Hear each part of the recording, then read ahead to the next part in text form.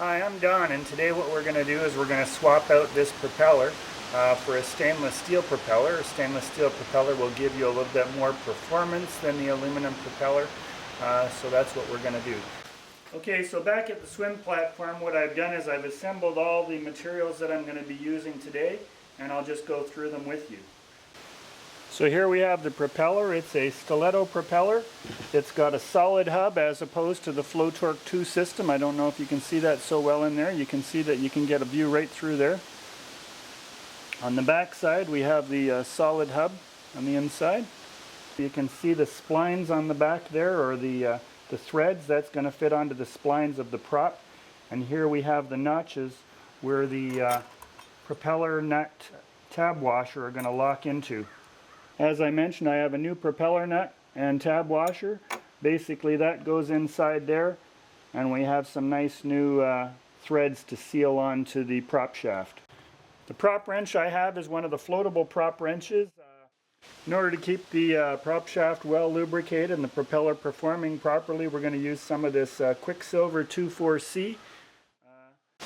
So before I go start turning on the prop, I want to make sure that there's no chance that the motor is going to start. So what I'm going to do is I'm going to go inside the boat and I'm going to trip the kill switch just in case. So here we have our original prop that we're going to remove. You can see that the tab washer is locked into these grooves here. They've got it locked into 3 positions, which is what you're looking for. I'm just going to use some pliers and bend those out of there.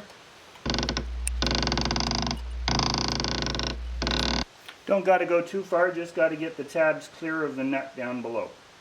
As you can see, I've wedged a block of wood into here between the propeller and the anti-cavitation plate to prevent it from spinning.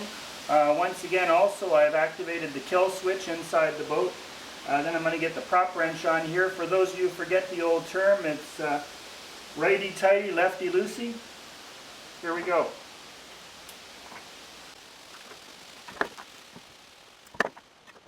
You can see once you get it the initial loosening done, you can hold the prop with your hand while you're doing that.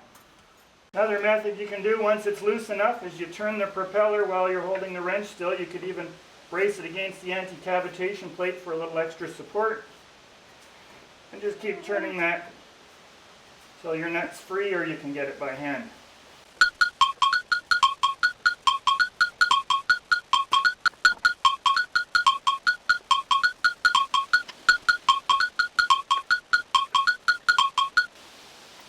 There you go.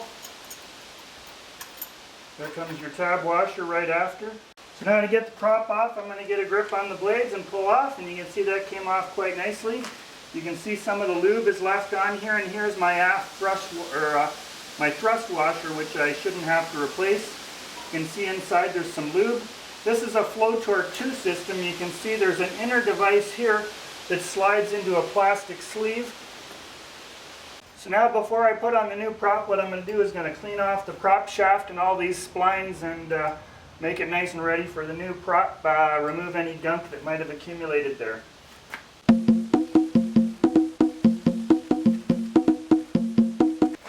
can always spin the prop shaft, make sure it's turning nice and true. Okay, I've roughly cleaned off these splines. Now I'm going to fit the replacement prop and check for my clearances on that trim tab anode.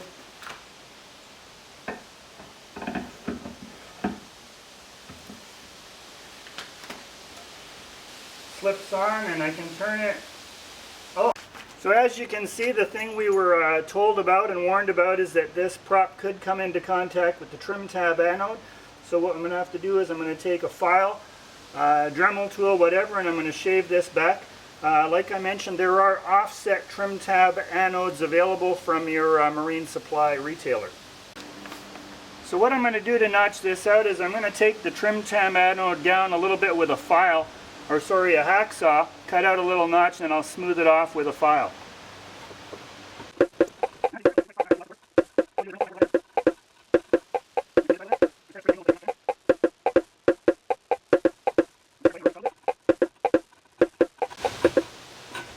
And it's gone. Okay, now we have a small notch. This is what I'll call my rough notch, and what I want to do is put the prop back on and see how that lines up. So as you can see now, we've got the prop line back up, and the prop does spin through that gap. So here we go, I got a large rounded file. Some of you may not notice I've actually got my foot wedged against the skeg here, and I'm sitting in a chair to give me a little support while I do this. Okay, I'm almost done here with the notch. One thing I did notice, and I'm sure some of you savvy mechanics out there will have already thought of this, is when you're filing something, it's going to create metal filings which were falling down onto my prop shaft. I've since covered off that cavity and prop shaft, cleaned it all up, and I'm going to do a double check on that for metal filings. Last thing you want to do is be dropping a bunch of metal filings down onto your prop shaft. Okay, I've got that prop back on there. I've smoothed this all the way around. I've taken off any burrs so I can safely run my finger down there. And when I turn the prop, you see I've got that clearance all the way around on each of the blades. There you can see as I spin the prop, each of the blades passes through, and it's got the same amount of clearance. Now I'm just going to remove the prop again, make sure the prop shaft is well lubricated, and we'll put this puppy on and take her to the lake.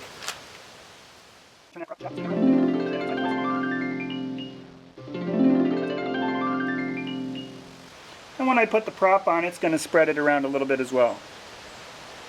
And there we go with the prop back on.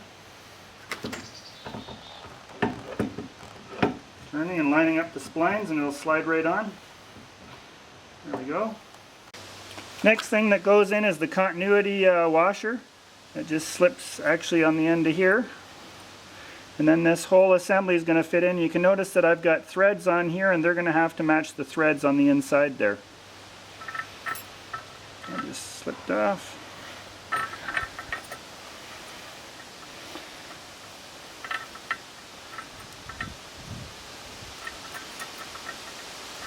Little fussing around to get that continuity washer into place. And you can feel when it locks in, it definitely drops in on the grooves there.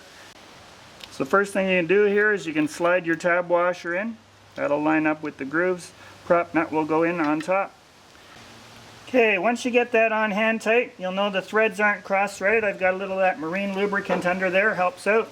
Put my prop wrench on, and again I can turn the prop against my hand here just to get it started until those Teflon thread locking mechanisms grab on.